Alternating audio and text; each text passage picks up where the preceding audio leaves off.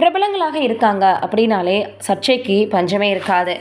இப்போ அப்படிதான் மாதம்பட்டி ரங்கராஜினுடைய 2வது மனைவிக்கு இரட்டை குழந்தையா ஜாய் கிறிஸ்டில்லா லேட்டஸ்ட் அவங்க போட்டிருக்கக்கூடிய பதிவு அப்படி இருக்குது. ஜாய் கிறிஸ்டில்லா குறித்து இது வரைக்கும் எந்த ஒரு பதிவையுமே மாதம்பட்டி ரங்கராஜ் வெளியிடாமல் இருப்பது பல கேள்விகள் எழுப்பியிருக்குது. சமீப காலமாக நடிகர் மாதம்பட்டி ரங்கராஜின் 2வது திருமணம் குறித்த சர்ச்சைகள் தொடர்ந்து பேசக்கூடிய ஒரு விஷயமாக இருக்குது. சில நாட்களுக்கு முன்பு கோவையில் நடைபெற்ற விழா ஒன்றில் தனது முதல் மனைவி ஸ்ருதியுடன் கலந்துக்கிட்டார் மாதம்பட்டி ரங்கராஜ். இந்த வீடியோ சமூக வலைதளங்களில் வைரலாக பரவுச்சு. இந்த நிகழ்வு நடந்த சில நாட்களுக்கு பிறகு அமைதியாக இருந்த ஜாய் கிறிஸ்டில்லா சோஷியல் மீடியாவில் ஒரு பதிவை வெளியிட்டிருக்காங்க.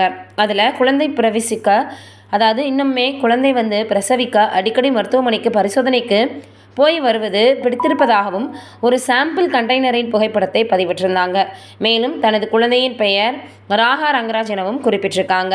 இந்த மர்மத்தை மேலும் அதிகரிக்கும் வகையில் மன்மத அன்பு திரைப்படத்தின் நீலவானம் பாடலில் இருந்து வரக்கூடிய சில வரிகளை பகிர்ந்திருக்கிறாங்க. காலம் தந்த சொந்தம் இது, என்னை போல ஒரு பெண் குழந்தை, உன்னை போல ஒரு ஆண் குழந்தை. இந்த வரிகள் அவருக்கு இரட்டை குழந்தைகள் பிறக்கப் போவதை மறைமுகமாக உணர்த்துகிறார்களோ அப்படின்ற மாதிரியான கேள்விகளையும் எழுப்பியிருக்கு.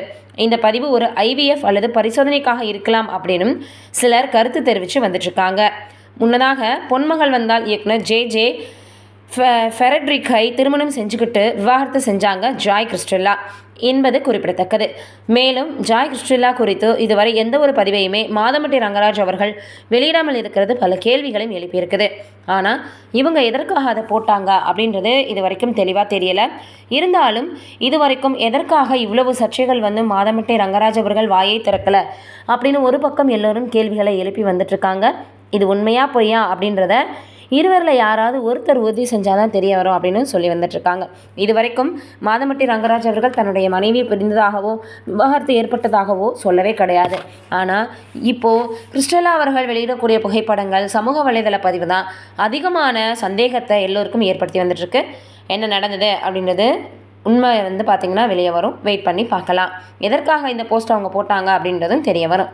நீங்கள் என்ன நினைக்கிறீங்கன்னு கமெண்ட்டில் சொல்லுங்கள்.